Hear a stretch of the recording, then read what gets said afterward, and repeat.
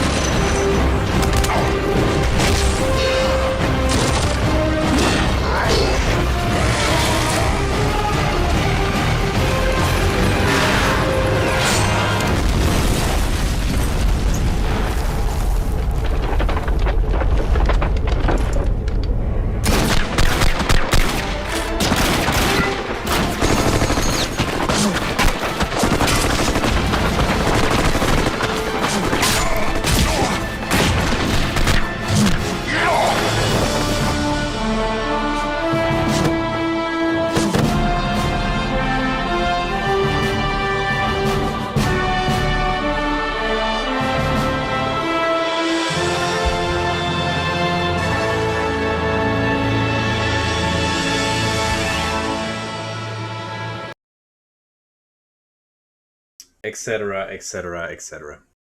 So that's the first viewing of this, and I'm gonna be analyzing a few little things that I'm gonna be looking at right now. So I'm gonna do this right now because I don't have like a source of this. I'm gonna do this. So give me a second here. 4K web camera. I'm gonna give myself a little bit of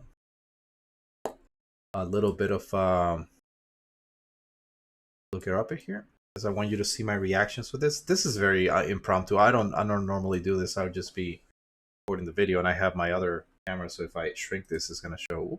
Yeah, but I'm not gonna do that. So this is the intro of the game. An amazingly fun game. If you can get a chance to play, there are a lot of YouTubers and Twitch streamers that play this game. Soviet Wombo played it. Other people played it as well. Necrons are still overpowered. Irrelevant to the point, but I want to analyze this little thing. So every time that I see something that I feel needs to be explained, I'm going to be explaining it, because there are a lot of things in this trailer that are really, really, really, really wrong. Like crazy wrong. And I'm going to be showing you some of these. So as they happen, I'm going to reduce this a little bit of quality just so I can get it faster going. Alright, so first thing is the air support. In 4th edition, I know that there were some people that had like the big ship and the big models and other stuff, but really, as far as I can recall in the 4th edition rulebook, which I had, 4th edition, not 3rd edition, there weren't really any rules for fighters or anything. There were rules for deep striking, for drop pod assaults, for other types of games, but there were no birds, no planes, or anything else here. So this part right here, I think those are Thunderhawks? I'm not entirely sure, or maybe they're fighters or bombers, I don't know. And the other thing that I want to talk about is this little rocket here that you see with the shade going over here. That's a rocket launcher, a rocket, R-O-K-K-I-T, launcher, that comes from the orcs that are on the other side of this, I guess, plateau or little like promenade position that they have. So they're firing at them, and this is very accurate. And the reason why is because rocket launchers in the game had rule sets that basically made it so that on a dice of a 6-sided dice, so 1, 2, 3, 4, 5, 6, I think that most orcs could hit on a 5+ or a 6+, depending on the weapon that they had. Normally, the rule is that for the orc factions, they were basically they've always been a meme faction. In fact, I think that most of the people that I play with and the owner of the store where I used to play in Australia, which was in Woden Mall, used to say like, yeah, they're basically a meme army. They're basically a troll army. They said how in the old editions there were rules that a vehicle, for example, could carry as many orc models as you could, but if they fell out while you were moving it, those were counted as casualties. So there were a lot of strange rules in the days. Again, this is edition 4. That's a rocket launcher. Very inaccurate, very powerful weapon if it hits. Basically a crack missile, which has a lot of strength. So that means that the higher the strength versus the vehicle's armor value, because in the past vehicles did not have toughness values. They had armor values. So you could only harm a vehicle. This is to give a little context for this. Rockets were supposed to be things that you would normally fire, not at infantry, obviously, unless they were very overpowered, but you would fire them against high-value targets like either super-powered infantry or vehicles. Now, obviously, 1 or 2 rockets is not going to be enough. You need a lot of them, and that's why they had these squads of rocket launchers. So, again, a 6+ a 6 to hit means that most of your rockets are going to miss. If you get a hit, it's likely that you're going to do some damage. And that was basically the whole rule with this. Let's move on. Okay, second thing is this. So there's another shot right here. This is a Predator Annihilator. Now, a Predator Annihilator is essentially what the Space Marine factions use against tanks. Now, why am I pointing this out? Because these guys are fighting against orcs that have absolutely no vehicles with them. And they're using a weapon which is the last cannon. That's a twin-link last cannon on the turret. And that weapon is supposed to be used to destroy, as you can imagine, not orcs. It's supposed to be destroying enemy vehicles, enemy tanks specifically. And in this little scene that we see, there are absolutely 0 orc vehicles. In the game, I think there was a war wagon or a war buggy. There were killicans, which were very similar to dreadnoughts. And there were also, I think those are, well, there were squiggets, which were the super big units, but those don't count. That's a different thing.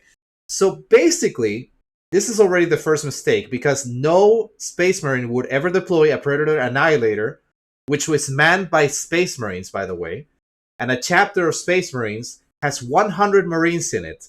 So that means that you're already using about, I think it's like 4 or 5 people that are inside driving this thing to fight against orcs by shooting very slowly with your anti-tank weapon. Which again, this would be the equivalent of like an Abrams M1 tank, like firing one shell against one soldier, he gets the kill, then turns it around, fires another shell, and there are like 10,000 soldiers behind it. It's completely ineffective. It's completely ineffective against infantry. That's the second mistake. Let's move on. Okay, so this part, very important. They're in cover. In the original 4th edition, 3rd edition, I don't remember how it worked, but in 4th edition, units that were in terrain had something that was called a cover save.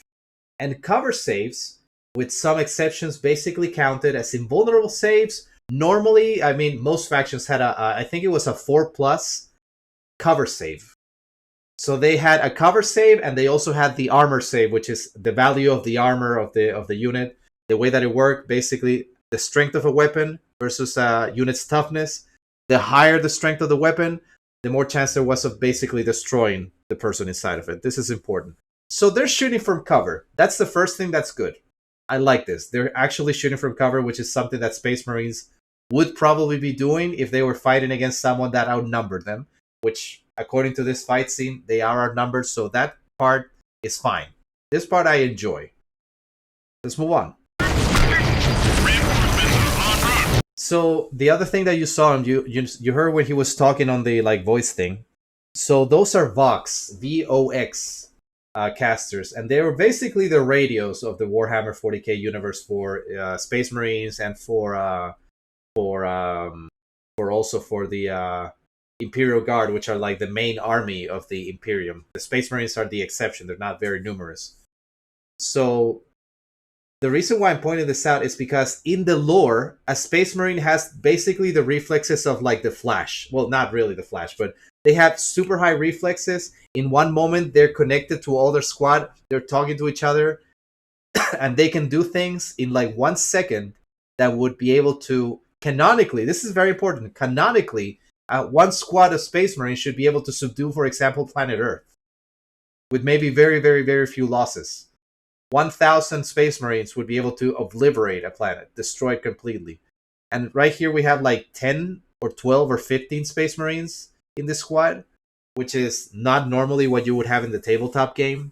In fact, in the 3rd edition, I don't know because a friend had it, there was something called the movie Space Marines. Now, movie Space Marines were supposed to be canonical Space Marines. And these guys had like multiple wounds. They were basically unstoppable, very high resistance, very high everything. And a few of them, 10 of them, could basically wipe out an army. But it was very fun to see that at the time. They removed it and they changed it to the Adeptus Custodes, which is a whole other thing. I'm not going to be deeply referring to the lore about this. But my whole point is that this scene is very realistic for 2 reasons. First of all, those orcs should all be dead. These guys are using bolt guns, which can basically headshot a guy and like turn their brains into pulp. Literally. That happens. And bolters are basically guns that you would use. It's basically like a mini bazooka with bullets. It's essentially that. I can't describe it any other way. So this guy should definitely be shooting at the orcs and killing all of them. Let's continue. So that's the other thing. Like they're not acting as fast as they should be.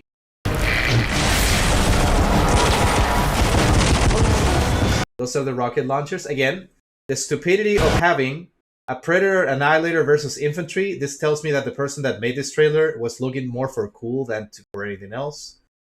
And there hits him, and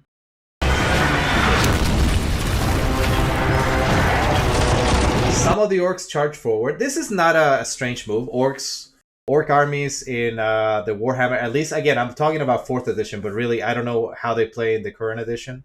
I don't know if they have a booklet for the new edition.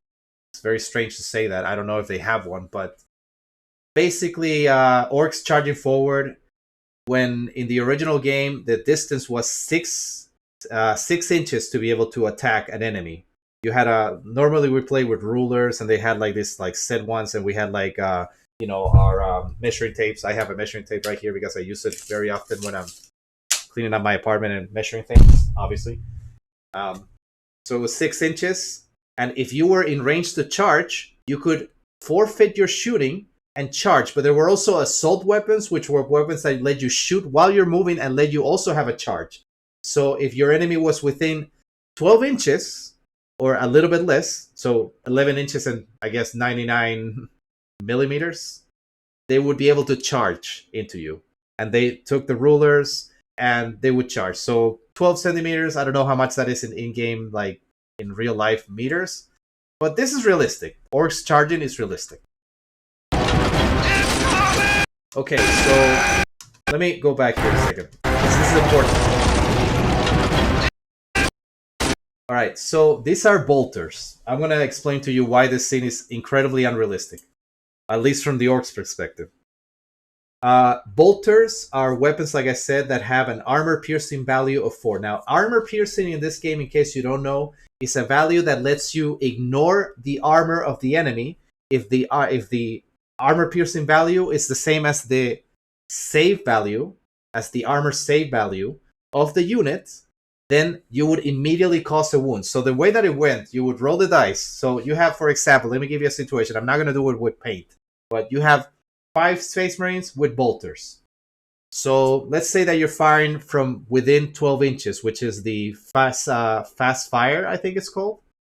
Rapid fire. Rapid fire was a rule that you could fire your gun twice if the enemy was within 12 inches or under of your unit, or half of the range of the bolter's range. The range of the bolter was 24 inches.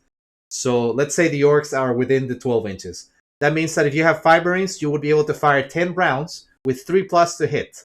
That means that you roll the dice, and let's say that you have 7 hits, like 7 of those dice hit like 3 or more. So you hit 7 shots. Then you would have to measure the strength of the weapon, which was 4, against the toughness of the target, which I think orcs were 4 as well. And when you have a 4 strength weapon against a 4 toughness, you need 4+ to wound. So you would throw the dice again, and let's say from the 7 that you actually hit, you get 4 wounds. If the armor piercing value of the weapon was the same as the armor save value of the unit that you're shooting at, you don't need to. They don't roll a save. They immediately get a wound.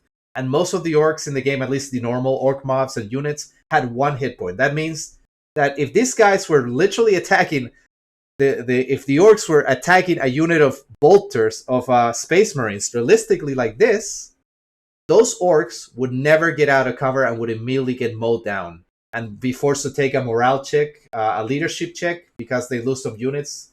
And then if they fail the leadership test with some modifiers, they would flee. So this scene is retardedly, obscenely fake. Let me show you this. 1 orc dies. This guy's getting ready to shoot. Only 1 orc dies from the shooting, which is ridiculous. Again, remember, bolt guns are supposed to like hit you and liquefy your organs when they hit you. So all these orcs would be dead realistically. Just want to clarify it. Oh, sorry, my brother's calling me. I'm just gonna pause the video. Hold on. All right, sorry. I have to answer my cell phone. A little beep boom, little message right there. But like I was saying before, they should all be dead way before they reach it. And here we have the big guy himself.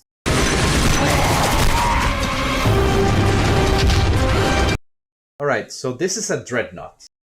Canonically speaking, very, very short description because I don't want to get super deep. These are warriors that have been entombed in a fucking armor that makes the Terminator cry like a bitch. This thing has the assault cannon. You can see it right there. The assault cannon can fire about, I think it was like 2,000 or 400 shots per second or something like that. I think it was like 600 rounds per second or 600 rounds per minute. But basically, the firing rate is accurate in this thing. And this is a dreadnought close combat weapon, which counts as a power weapon, which basically doubles the strength of this thing and also gives it armor piercing. Basically, it ignores armor. So it ignores armor. So anything that you hit with this dies. Clarifying that, the firing rate is actually very accurate. Again, he's firing at the hill. I don't know why. He should be able to hit them. And this is the part that really disgusts me about the trailer. So this is the part that I love and I hate.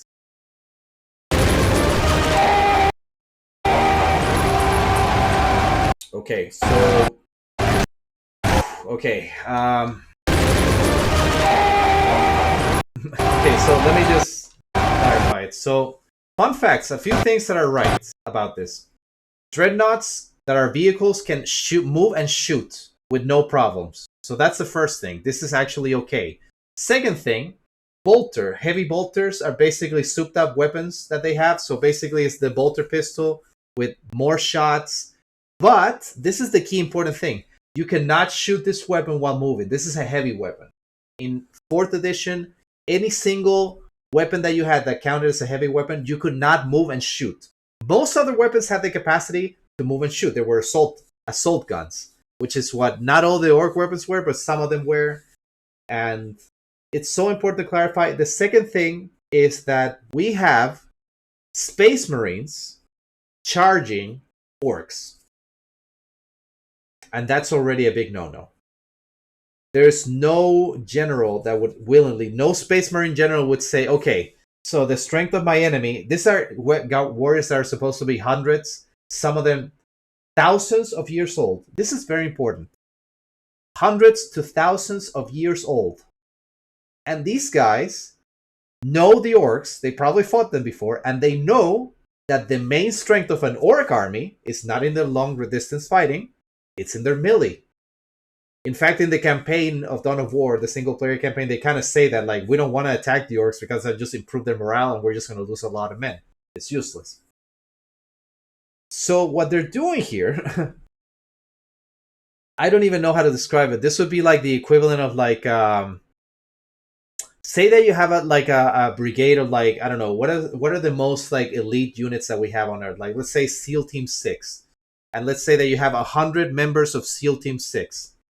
And these guys are the best at everything they do related to warfare and infiltration and destruction. So these guys can shoot you from a mile away and kill you. These guys can like fade into basically like imagine 100 Jason Bournes, basically. Imagine that. You have 100 Jason Bournes. And then you say, okay, we're going to set 100 Jason Bournes versus 1,000 gorillas. And then we're going to have them fight hand to hand. I'm sure that they'd be able to kill some of the gorillas, but eventually they're going to get overwhelmed because you're not using their strengths. Space Marines are supposed to be kind of like a jack of all. They could shoot, they could fight in close combat, but they weren't really the masters of it until the newer editions with the Primaries, which is another thing that I don't like. So this is the equivalent of sending your artillery in World War II to engage in melee against German tanks, basically. You don't want to do it. Space Marines charging orcs is the most nonsensical thing that you could ever do, especially in the lore of Space Marines. One Space Marine, this is important, one Space Marine takes about maybe 20, 30 years to 50 years, maybe, to recruit and train and equip.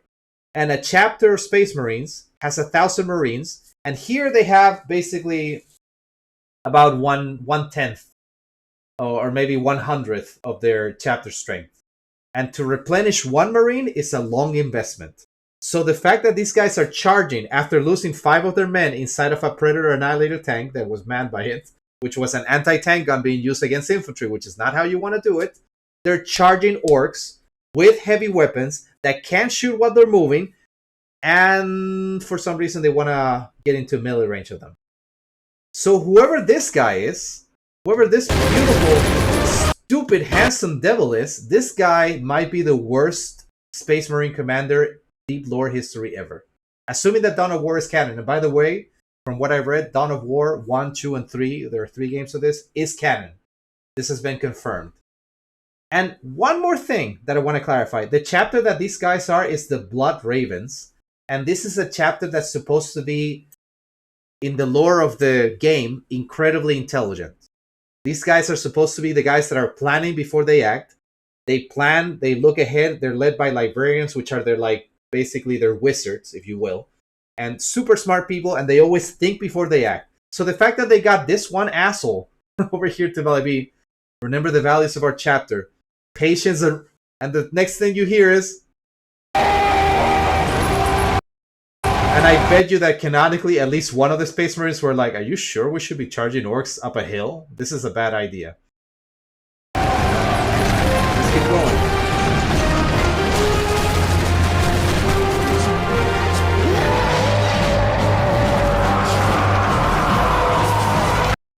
So one Space Marines dies, and a couple of the orcs die as they're running into each other. So we have about 1, 2, 3, 4, 5, 6, 7, 8, 9, 10. So we have a squad and a dreadnought versus like a 30 unit squad of like I think this is supposed to be Slugga boys and Choppa boys, which are like basically shooters, where they're quote unquote long range weapons for the orcs, and the Sluggas are supposed to be like armed with Choppas. And by the way, I'm going to show you this thing. Two things that I want to talk about. So in the game, when a unit is attacking another and doing an assault phase, because there are three phases during the game, you have the movement phase, the shooting phase, and the assault phase.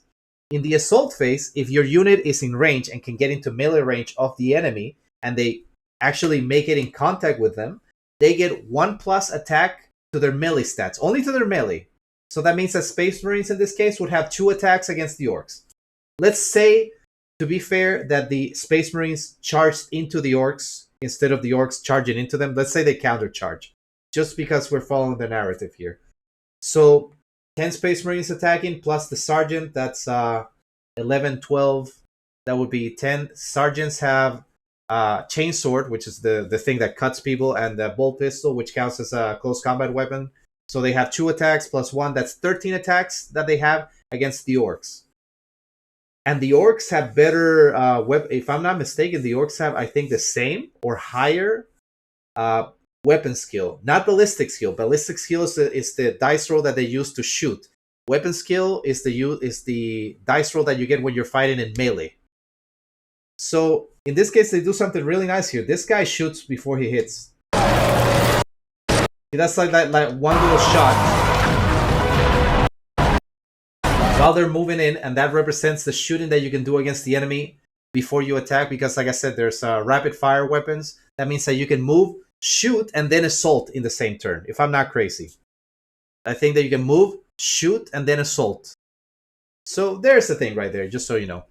And the other thing is this. Let me show you this. Okay, so yeah. Okay, so that axe that you see, that is called a Choppa. Choppa. Choppas are meant to ignore armor saves of Space Marines.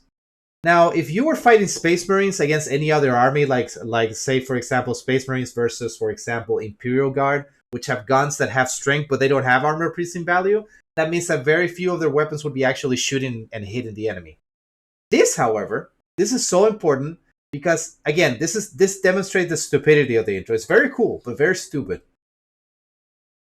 This Space Marine, this sergeant of the Space Marines decided that it was a good idea, again, to charge into a unit that has weapons that are literally meant to cut through your armor. This is the worst maneuver ever. This is the equivalent of like... Again, I don't even have an equivalent for this. I don't even have an analogy for this. It's that bad. You're trying to send... You know what? Yeah, this would be like if snipers in games... What game has a lot of snipers? Like Call of Duty? Let's say that you try to use your sniper rifle as a blunt weapon against a person that has a chainsaw. This is the same equivalent. Like, imagine that you're trying to... like, instead of using your sniper weapon, you're like, you grab it, you turn around, you try to use the butt of it against a guy who has a chainsaw. This is the equivalent of that. Your snipers are supposed to be shooting at people from a long distance. This is what the Space Marines are really good at. They're very good at fighting in melee, but they're not there so that they can like attack and try to like destroy them. There are better units for this. There are units like the Terminators, Assault Marines, Primary Space Marines, Tau long-range weapons. A lot of other factions can destroy these guys. In fact, Heavy Bolters were designed to destroy orcs pretty much in the game. But in this game, again, the stupidity of charging into the one weapon that they can harm you with, because your armor absorbs the bullets of the orcs, but they don't absorb the choppers through the well. This guy loses his arm, by the way.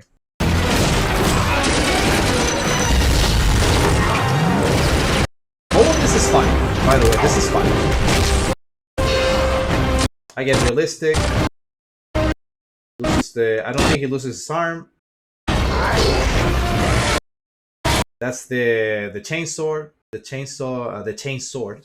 The rest of that part is fine. When they're already fighting, it's pretty much realistic. It's how you would imagine it, I guess. This guy is a tank buster. Tank bustas are units that are meant to be there with the sole purpose, mostly, of destroying enemy tanks. How would they would do it? They run up to the target, normally with one of these like 10 busta bombs, and they would do what you see in the video right here. This guy is destroying the enemy because the orcs don't really have any way of like harming it.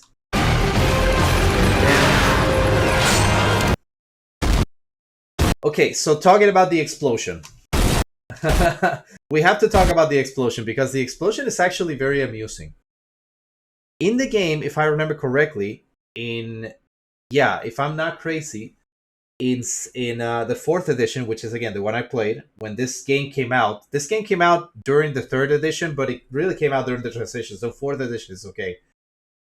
If a vehicle was struck, there was a possibility if an enemy weapon pierced the value of the tank, there was a chance that you would have to roll a dice that would say like what happened to the tank. Like, was it shaken? Was it destroyed?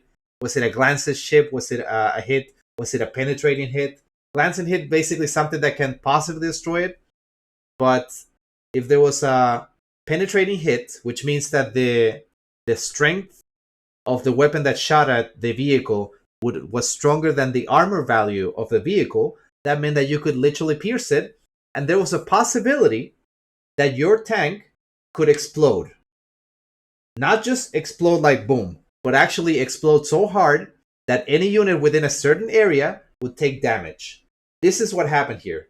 He basically got hit with such a powerful attack weapon that the whole thing exploded so hard that it killed orcs and it killed the space marines next to it. This is realistic. I like this.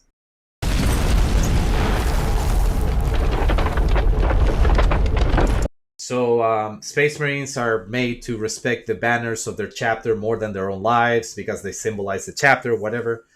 Very important thing that I want to show here when he gets up. So you see that he doesn't have that like power pack in the back? He lost his power pack. I don't know how. Those things are pretty much attached to the Space Marine. I don't know how he would get rid of it. It's fine. But I want to point out that this guy, who's a super like drugged up warrior, he has a lot of combat chemicals. He's been like genetically changed so that he could be like super muscular. He can eat through, this is no joke, he can eat through metal, melt through metal. He can eat the dead for sustenance and for reading the information about the enemy by eating things. Legitimately, these guys are cannibals. They can eat people and be like, oh yeah, they're that way. Literally, they could do that. They have spit that is acid. They have bones that are stronger than metal and steel and whatever kind of steel they have here. And this guy lost his power pack that powered the armor that he's using. And that armor is supposed to weigh about, I think it's like 100 kilograms. So this guy lost that, and he still gets up with that, which I think is a pretty neat detail. So this part, you can see they shot a pistol at him, and they shot this little weapon. This is the Slugger. It's as you can see, it's a rifle. Kind of. It's a machine gun rifle that they have. And it's fully automatic. And this armor, this is the important part. And this is why I said that the stupidest part of this is the Space Marines charging against these guys. It's because of this part. They shoot at him and the bullets bounce. Because those things do not have very good armor piercing value, and the Space Marine armor is basically meant to deflect this like lower powered weapons without even like breaking a sweat. Like there are a lot of weapons in the game that have high armor piercing values, and there are a lot that have either very low or no armor piercing values. And what you want is obviously the lowest piercing, because that means that they pierce it. Don't worry about it, but basically, this is realistic in the fact that he's getting shot at, but the bullets just bounce off. Why do you have to charge into the orcs, man? This is nonsensical. Alright, so he gets shot twice, he raises the flag, and then dies. There's another scene here which is important, but he gets shot twice and he dies. Space Marines in the game, at least in the tabletop game, they have one wound value. Basically, one wound is how many hits you can take before you die. Normal Space Marines have one, some units have two, some of the higher ones have three, or sometimes more, depending on the model, depending on the type. A Space Marine getting shot twice by two bullets that hit him in the arm. Oh, I'm sorry, only one bullet pierced him, not two. Only one bullet hit him, like pierced him right here, would not kill him. Realistically, if we're looking at the movie, I'm sorry, at the realistic Space Marine, the canonical Space Marines, one shot of that would not kill him. What would happen is that he would get shot, and his body would immediately cloth the wound instantly. I'm not kidding, by the way. This is canonically realistic. So they would get shot, they could get cut in the face. Immediately, the wound would like close up. Immediately, instantly. Because they have a lot more placids. I don't know what the white cells are inside of the body. I don't know the name in English. Plaquetas is the name in Spanish, but plats, whatever. So basically, the instant that like they get hit, they close up the wound. So it's like Wolverine, pretty much. It's the same equivalent. It's pretty much the same. Like you can imagine Space Marines as Wolverine, but they can shoot at people. And they're surprisingly they're also lightning claws, which are basically a homage to Wolverine. They're power weapons, which are again weapons that ignore armor, that are basically lightning claws. So they're lightning claws that have not power in them, but energy that can like break anything. So it's very interesting. But my point is that this guy ran up to a hill and got shot a couple of times and then died, which is very unrealistic. Like this guy would have resisted more than that. Definitely more. So this is the flag, gets shot. This is the most unrealistic part of the entire video. If you thought I was joking when I said that there were more unrealistic parts, this is the most unrealistic part of the entire video ever. This part right here. I want to wait until all of them are in sync.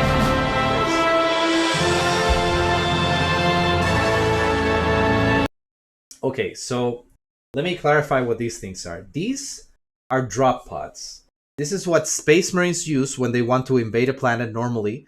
They put their Space Marine units into one of these pods, and then they literally shoot them into the atmosphere of the Earth. They shoot them because if they were like normal aircraft, they could get shot down. The idea is that they shot them so that they were so fast that they could immediately land on the planet, obviously like activating like compensators before they land so they don't just crash and smash and die, obviously. So they would like land into the planet, and immediately you'd be able to deploy out and basically kill everyone around you. Why is this scene unrealistic? The fighting in the game, in the game's story mode, is supposed to be one company of Space Marines. One company of Space Marines normally has, well, pretty much has, as a general rule, 100 Marines. One of these drop pods can take upwards of 12 Space Marines. So my whole point is that 1, 2, 3, 4, 5, 6, 7, 8, 9, 7, 8, I think, 9, 10, 11, 12, 13, 14, 15, 16, 17, 18, 19, 20, 21, 22, 23, 24, 25, 26, 27, 28, 29, 30, 31, 32, 33, 34, 35, 36, 37. 37 times 12 is more than 100. So unless you're telling me that the entire chapter of the Blood Ravens is here on the planet, which again, this is a chapter that is known for their strategy, because there are chapters of Space Marines, which are groups or armies of Space Marine, that some are more aggressive than others, some are more zealous than others, some are more about stealth, some are more about brutal assaults. This one is not it. So the fact that they have 37 approximately, let's round it up to 35 space pods with 12 people in them. They can have less, by the way. But even if they have 5, that's still 150 Marines or 180 Marines that are in those pods. That's more than the entire chapter. If someone were to just drop a nuke in the middle, that's already 1/10 of your entire chapter gone, and you're going to have to be there recovering your numbers for at least 100 years before you can even wage another effective campaign. My whole point is that this is the most unrealistic part, because they already lost a squad of like 50 Marines plus a Dreadnought. Dreadnoughts you cannot replace. You can't replace Dreadnoughts. I think they can still build Dreadnought like shells, but to replace the warrior side, who's supposed to be like this super badass guy that they basically tell you, no, you're too valuable for us to kill you. So we're just going to take you and put you into this fucking undying coffin of eternal torment, and you're going to be able to help the chapter. So they're like, yeah, for sure, you got it. And they talk like, they talk like that in the game. And they do this.